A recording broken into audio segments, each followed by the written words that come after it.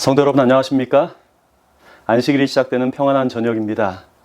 한 주일 동안 인도하신 하나님의 은혜와 사랑에 감사하는 마음으로 이 행복한 안식일 맞이하게 되기를 바랍니다. 저는 오늘 성공처럼 보이는 실패라고 하는 제목으로 하나님 말씀을 함께 나누려고 합니다. 성공처럼 보이는 실패. 먼저 하나님의 말씀 역대하 18장 1절의 말씀을 보도록 하겠습니다. 여호사밧이 부귀와 영광이 극하였고 아합으로 더불어 연혼하였더라. 미국의 조직 심리학자인 사무엘 웨스트 박사가 2017년 스웨덴 남부 헬싱보리라고 하는 지역에 실패 박물관을 오픈했습니다. 이곳은 애플이나 구글, 코카콜라, 아마존과 같은 세계적으로 유수한 기업들이 실패했던 아이템들을 모아놓은 그런 박물관입니다. 애플이 1993년에 출시한 터치패드 뉴턴, 그리고 코카콜라가 프리미엄 커피 시장에 뛰어들기 위해서 탄산과 커피의 혼합물로 만들었던 코카콜라 블랙이 바로 그런 것들입니다. 그는 성공과 실패는 뗄 수 없는 쌍둥이 같은 존재로 혁신을 위해서는 반드시 필요한 과정이 바로 실패라고 말을 합니다. 그리고 그는 좋은 실패가 있는 반면에 나쁜 실패가 있다고 말합니다. 좋은 실패는 그것들을 통하여 큰 성공의 지렛대가 된다고 하는 것이죠. 실제로 애플은 철저한 실패작이었던 그 뉴턴으로부터 지금 오늘날 아이패드의 그 성공 신화를 이끌어내기도 했습니다. 우리의 삶 속에서 종종 실패와 성공을 잘못 이해하는 경우가 많습니다. 어떤 것은 성공처럼 보이지만 실패인 그런 경험이 있습니다. 반대로 실패처럼 보이지만 실제로는 성공인 경우도 있습니다.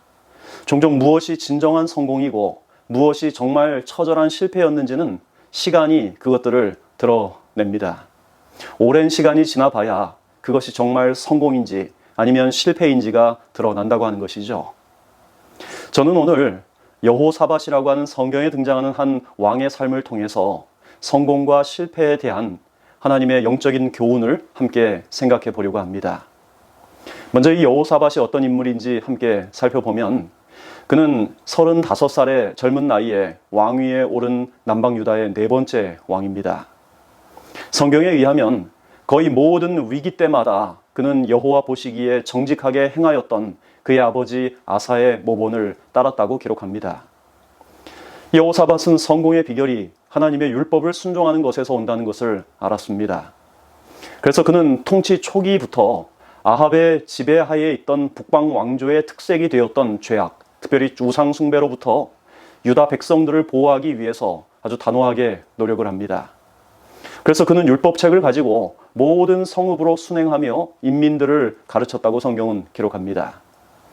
그가 그렇게 성실하게 하나님 앞에 섰던 까닭에 하나님께서 그와 함께 계셨고 나라를 그 손에서 견고하게 하셨습니다. 그리고 유다 사면 모든 나라들에게 두려움을 주었습니다. 성경은 이 여호사밧의 부귀와 영광이 극에 달했다고 적고 있습니다. 그런데 바로 그때 우리 역대하 18장 1절에서는 여호사밧이 아합과 더불어서 결혼 동맹을 맺었다라고 기록하고 있는 것입니다. 여호사밧의 아들 여호람과 아합과 이세벨의 딸 아달랴가 정략 결혼을 통하여 두 나라가 동맹을 맺게 된 것입니다. 이런 국가 간의 정략 결혼은 그 당시 주변 민족들에게는 일반적인 일이었습니다. 그런 동맹을 통해서 두 나라가 서로 세력을 키우고 안전을 도모하는 것이 정략 결혼의 목적이었죠. 하지만 이 여호사밧이 아합과 맺은 이 동맹은 하나님의 명령으로 이루어진 것은 아니었습니다. 여호사밧은 그 동맹으로 자신의 나라가 더 강성해질 것을 기대했습니다. 그리고 실제로 표면상으로 볼 때 그 동맹을 통해서 유다는 더 튼튼해진 것처럼 보였습니다.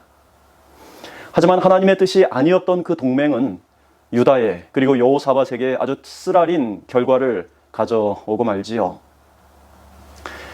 과거 영국이 인도를 통치할 때 인도에서는 코브라에게 물려 죽는 사람들이 매우 많았다고 합니다. 그리고 그 피해를 막기 위해서 뱀을 잡아오면 포상금을 주는 정책을 시행했습니다. 사람들은 독사를 잡는 일이 대단히 위험해도 돈을 벌 수 있다는 생각에 너나 없이 코브라를 잡아서 보상금을 받았습니다. 이렇게 정책은 아주 성공적이었던 것으로 평가가 되었습니다. 마을이나 거리에서 코브라가 많이 사라져서 인명피해가 크게 줄어든 것이죠. 그런데 시간이 지나갈수록 뭔가 좀 이상했습니다. 코브라가 줄어들어 인명피해는 줄었는데 보상금을 받아가는 사람들은 오히려 더 늘어난 것입니다. 이상하다고 생각한 당국은 이 보상금을 받는 사람들을 조사하는 과정에서 한 가지 사실을 발견하게 되었습니다. 사람들은 외딴 곳에 농장을 만들어 그 농장에서 코브라를 사육하고 있었던 것이죠.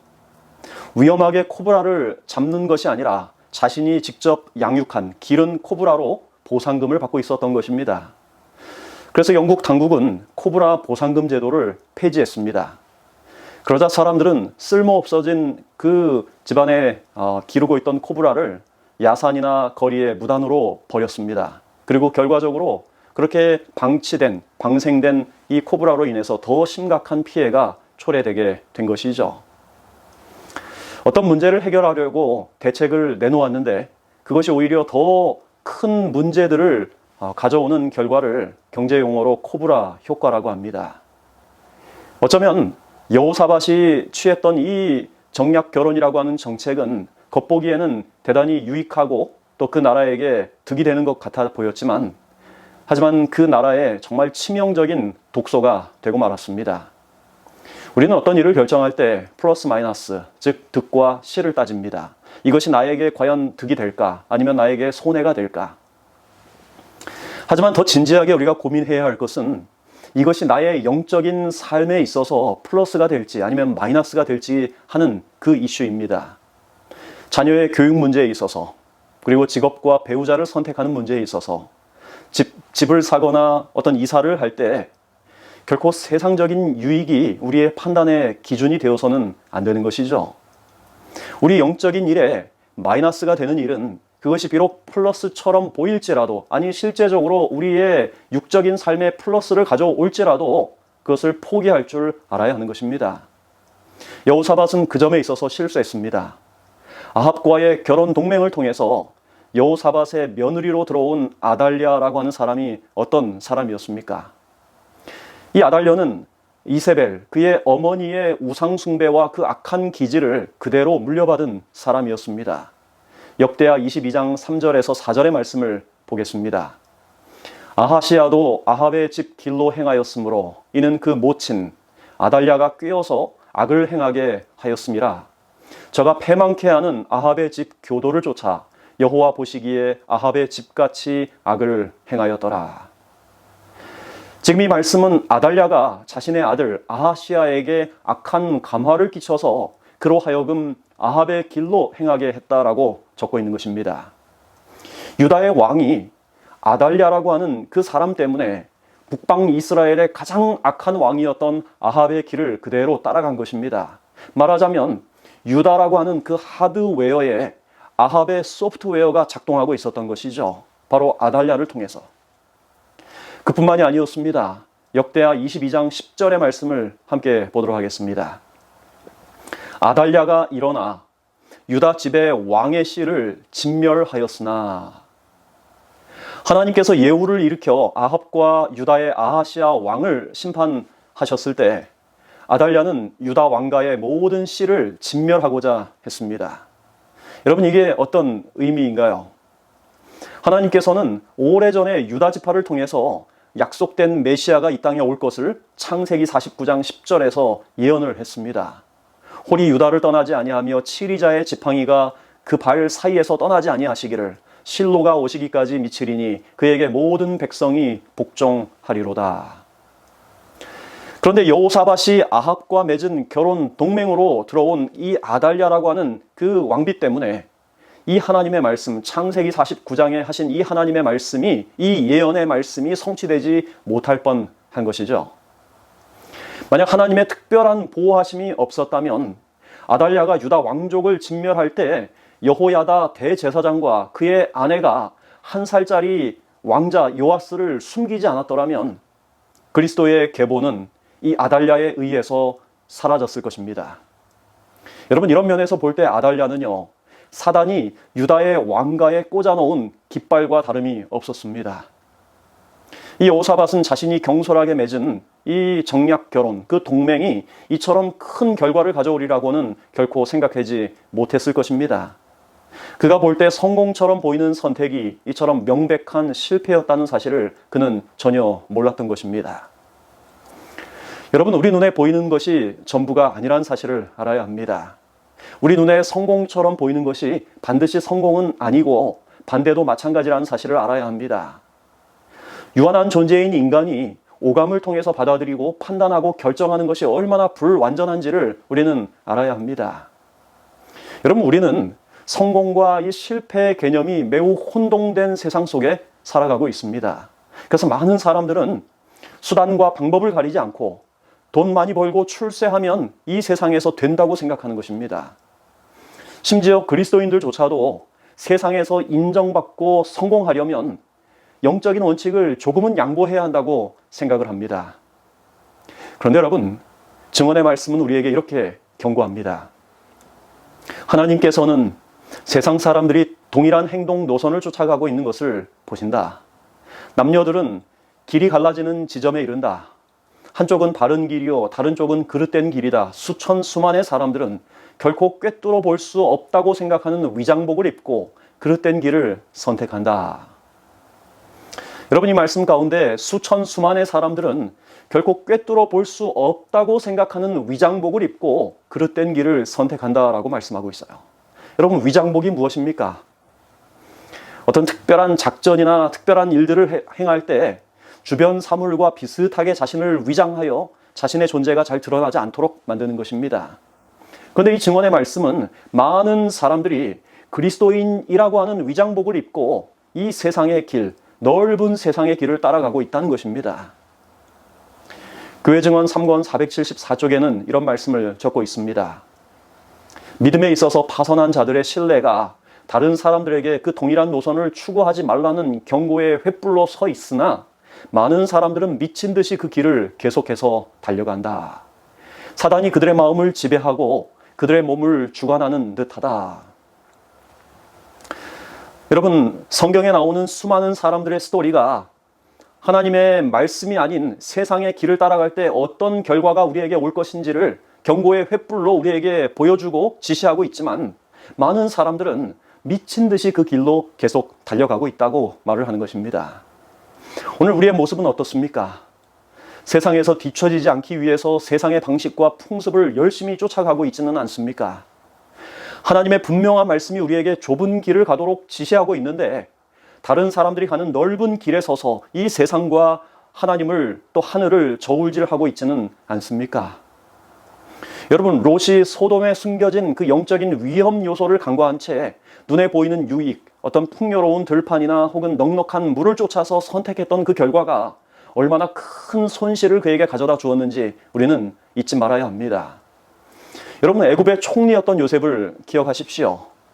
그는 가족들이 애굽의 화려한 문화와 우상 숭배에 물들지 않고 영적인 순수성을 유지하도록 하기 위해서 일부러 고센이라고 하는 지역을 선택하도록 했습니다.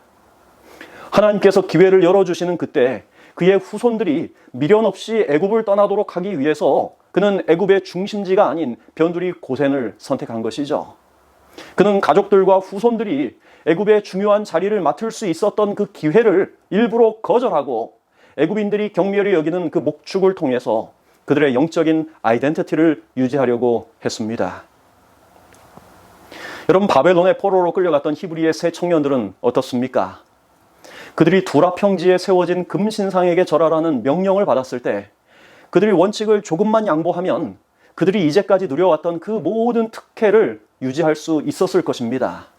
하지만 그 순간 그들의 고백이 무엇이었습니까? 다니엘서 3장 16절은 이렇게 적고 있습니다. 우리가 이 일에 대하여 왕에게 대답할 필요가 없나이다. 만일 그럴 것이면 왕이여, 우리가 섬기는 우리 하나님이 우리를 극렬히 타는 풀무 가운데에서 능히 건져내시겠고 왕의 손에서도 건져내시리이다. 그리 아니하실지라도 왕이여, 우리가 왕의 신들을 섬기지도 아니하고 왕의 세우신 금신상에게 절하지도 아니할 줄을 아옵소서. 아멘. 그들은 바벨론의 절대 권력 앞에서 그들의 신앙의 원칙을 조금도 양보하지 않은 것입니다. 여러분, 이런 기록들은 성경 시대뿐만 아니라 초기 교회의 역사에서도 얼마든지 찾아볼 수 있습니다. 중세 교황권의 세력이 신앙의 양심을 억압할 때 세상이 주는 모든 유익을 포기한 채 하나님 편에 굳게 섰던 왈덴스인들, 성경상 신앙을 포기하지 않으면 화형에 처하겠다는 협박에 찬미를 부르며 불꽃에 희생됐던 후스와 제롬, 네덜란드의 메노 시몬스, 덴마크의 타우젠, 스웨덴의 페트리 형제들. 여러분, 사단은 비록 그들의 목숨을 앗아갔지만 하나님께 감추어진 그들의 생명은 결코 앗아가지 못했습니다. 우리 사랑하는 성도 여러분, 성공처럼 보이는 것에 미혹되어서는 안 됩니다. 영적인 유익을 포기함으로 얻는 모든 유익은 결국 손실로 드러나게 될 것입니다.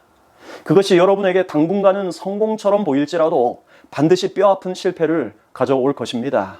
반대로 우리 눈에 손실처럼 보이는 것이 반드시 손실이 아님을 기억하십시오.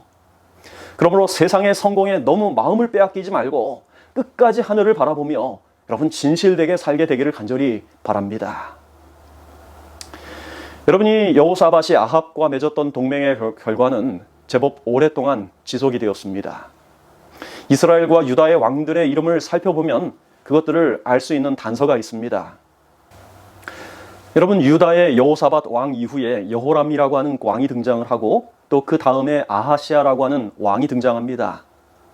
그런데 거의 같은 시기에 북방 이스라엘에서는 아합 이후에 아하시아라고 하는 또 다른 왕이 등장을 하고 또 그 이후에 여호람이라고 하는 남방 유다와 똑같은 이름이 서로 교차되어 사용된 것입니다. 여러분, 이 이름들을 통해서 우리는 사돈지간에 자식들에게 같은 이름을 주었던 그 사실을 통해 두 왕실 사이에 존재했던 우호 관계를 우리가 알 수가 있는 것입니다. 그리고 이런 우호 관계 속에서 여호사밧은 길르앗 라못을 치기 위해 아람과 전쟁을 벌인 북방 이스라엘의 아합과 군사 동맹을 맺고 그 전쟁에 참여합니다. 그런데 여러분, 이 전쟁 역시 하나님께서 승인하신 것이 아니었죠.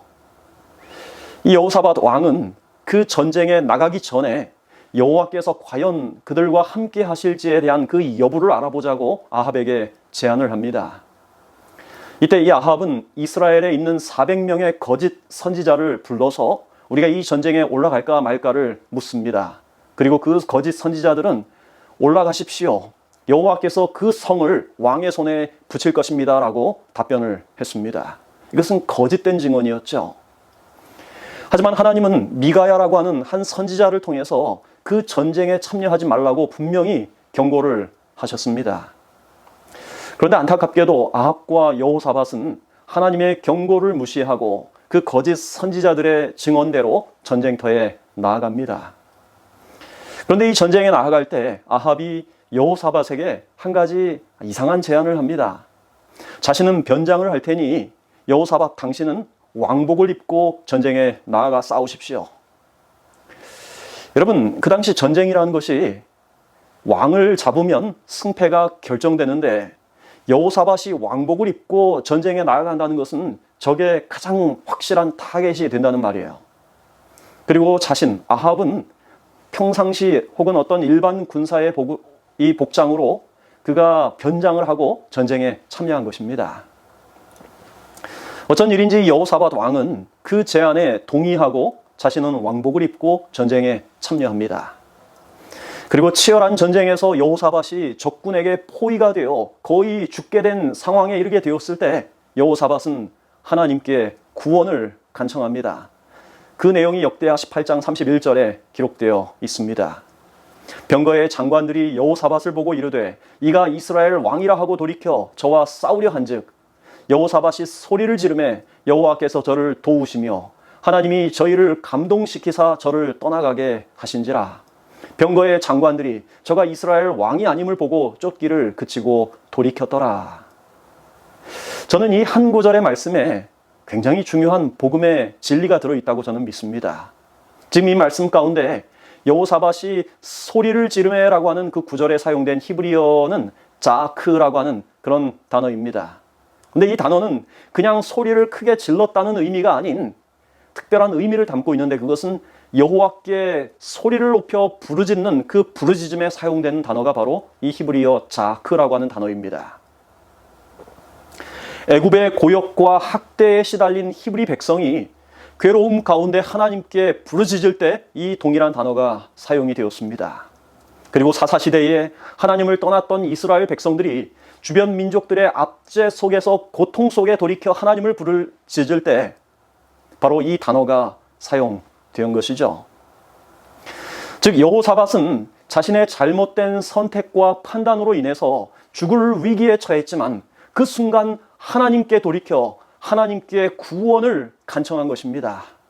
그리고 바로 그 순간 여호와께서 저를 도우심에 하나님이 그들을 감동시키사 저를 떠나가게 하셨다라고 성경은 기록하고 있는 것입니다. 여러분, 이게 말이 되는 상황일까요? 여러분, 전쟁이 맹렬하게 벌어지고 있는데 아람의 장군들이 지금 왕복을 입고 전쟁에 참여한 사람이 이스라엘 왕이 아니라고 해서 그를 살려두는 일이 있을 법한 그런 일일까요? 전쟁 속에서. 그 상대가 왕복을 입었건 혹은 일반 군인의 평복을 입었건 그 상대가 적군이면 무조건 살육하는 게 전쟁의 생리 아닐까요? 그런데 성경은 하나님께서 그들의 마음을 감동시키셨을 때 그들이 쫓기를 그치고 돌이켰다라고 성경은 기록해요. 그리고 여기에 돌이키다라고 하는 이 단어에 사용된 히브리어는 슈브라고 하는 단어로 우리가 회개할 때 회개를 뜻하는 그 단어인 것입니다. 여러분, 하나님은 여호사밧이 선지자를 통해서 주신 분명한 경고의 기별을 무시하고 자신의 생각대로 행함으로써 위기에 빠졌지만 그가 구원을 요청했을 때 즉각 응답하셨습니다. 그리고 사람들의 마음을 감동시키셔서 그들을 돌이킨 것입니다. 반면 여러분, 살기 위해서 변장한 채 전쟁에 참여했던 아합은 그 전쟁에서 어떤 최후를 맞이합니까? 역대하 18장 33절의 말씀입니다. 한 사람이 우연히 활을 당기어 이스라엘 왕의 갑옷 솔기를 쏜지라.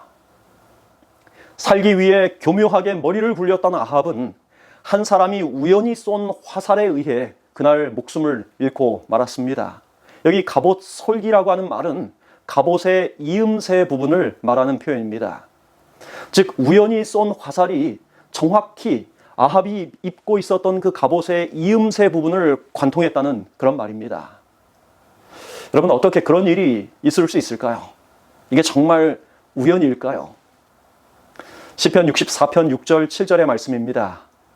저희는 죄악을 도모하며 이르기를 우리가 묘책을 찾았다 하나니 각 사람의 속뜻과 마음이 깊도다. 그러나 하나님이 저희를 쏘시리니 저희가 호련히 살해 상하리로다.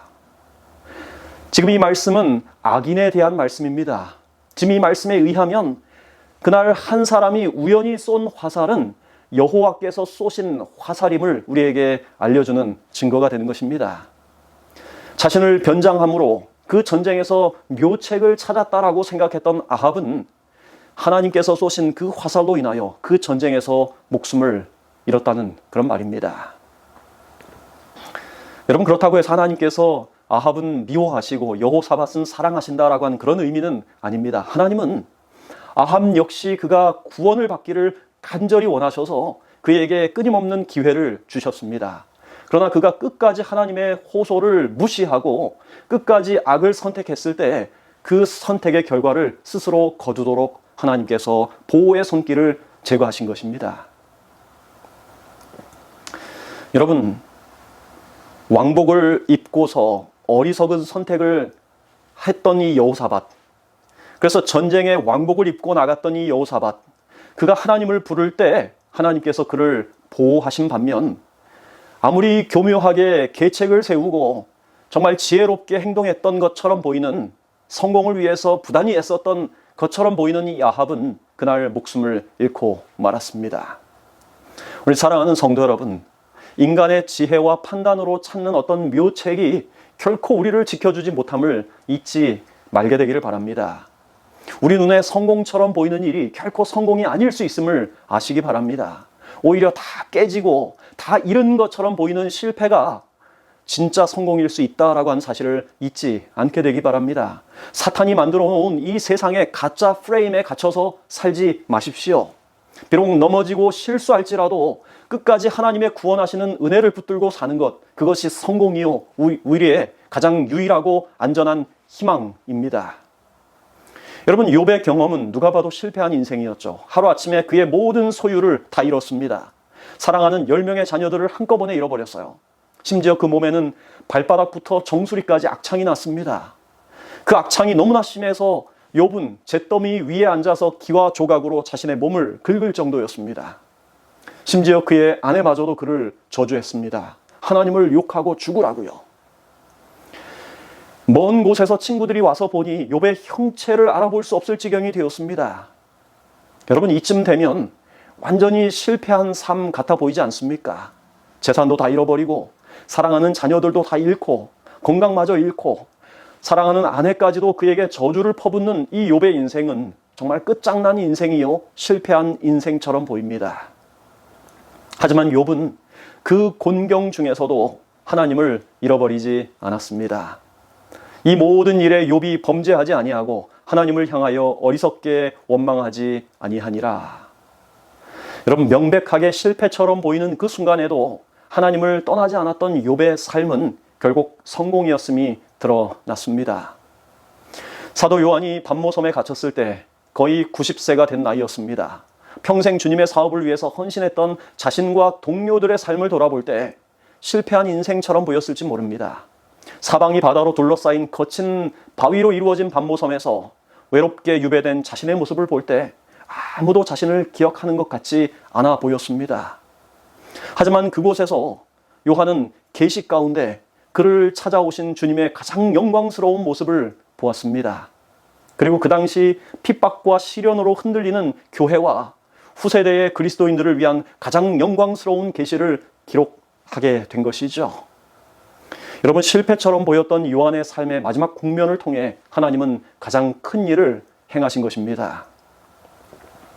2000년 전 팔레스틴의 사람들은 예수께서 십자가에 돌아가실 때 그 죽음을 보면서 다 끝났다, 실패했다라고 하는 그 끝이라는 단어를 떠올렸을 것입니다. 제자들도, 그리고 그를 따르던 수많은 팔로워들도 다 그렇게 생각했을 것입니다. 다 끝났다, 실패했다.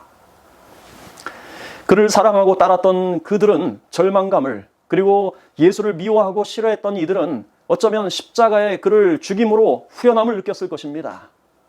하지만 그리스도께서 남겨두신 연약하고 초라했던 제자들은 세상을 변화시키는 위대한 사도들로 거듭났습니다. 그들은 죽음을 불사하고 복음을 가지고 강을 건너고 산을 넘었습니다. 세상을 구원하기 위한 그리스도의 구원의 계획은 십자가에서 우리 눈에 볼 때 실패한 것처럼 보였지만 십자가에서 가장 완전한 승리를 거둔 것이죠. 여러분, 끝날 때까지 끝난 게 아니다라고 하는 유명한 말이 있습니다. 1948년부터 1962년까지 15시즌 연속 올스타에 뽑혔고 3차례 아메리칸 리그 최우수 선수에 올랐던 요기 베라라고 하는 선수가 한 말입니다. 요기 베라가 양키스의 주전 선수로 뛰는 동안 양키스는 무려 10번 월드 시리즈의 우승을 차지했습니다. 메이저리그 역사상 챔피언 반지 10개를 수집한 선수는 요기 베라 한 사람뿐이 없습니다.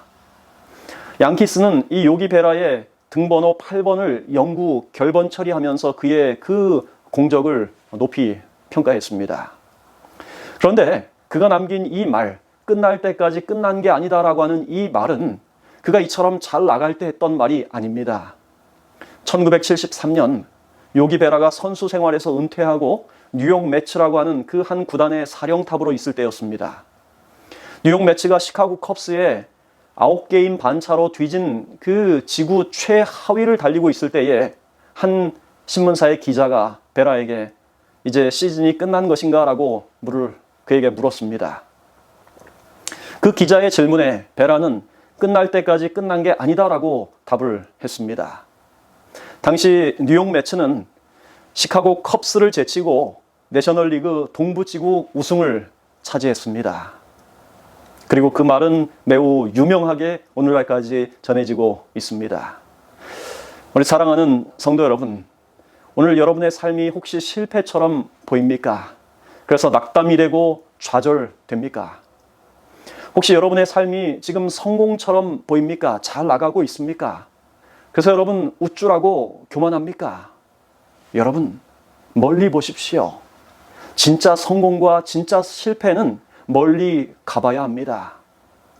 오늘 우리의 상한 마음, 혹 실패처럼 보이는 우리의 경험 속에서 마음이 상해 있다면, 그리고 혹 잘 나가는 어떤 삶의 평탄한 대로 가운데 우리의 마음이 좀 교만해져 있다면 우리의 상한 마음, 그리고 우리의 교만한 마음 전부를 주님께 드리게 되기를 간절히 바랍니다.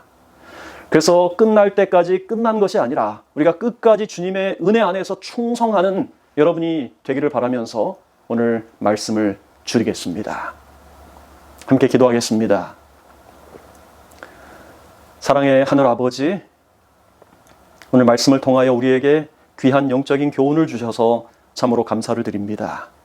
하나님, 우리는 영원한 것들을 추구하고 살아가지만 이 현실에 몸담고 살면서 영원한 가치를 잘 분별하지 못하고 살 때가 너무나 많습니다. 그래서 우리 눈에 보이는 성공이 진짜 성공인 줄만 알고 우리 눈에 보이는 실패가 진짜 실패인 줄만 알고 살아갑니다. 오 하나님, 우리의 눈을 뜨게 하시고 우리가 먼 미래를 보게 하셔서 하나님께서 성공이라고 하는 그 성공의 가치를 따라갈 수 있도록 인도하여 주시옵소서. 끝까지 신실하면서 우리 안에 베푸시는 하나님의 그 은혜와 사랑을 늘 잊지 않고 살아가게 인도하여 주시옵소서. 우리가 혹여 넘어질지라도 여전히 우리를 구원하시기 원하시는 하나님의 그 은혜를 끝까지 붙들 수 있도록 아버지 인도하여 주시옵소서. 이 안식일 하나님의 평안이 우리 말씀을 듣는 모든 성도들과 가정마다 또 교회마다 함께 하시기를 예수님의 이름으로 간절히 기도드립니다. 아멘.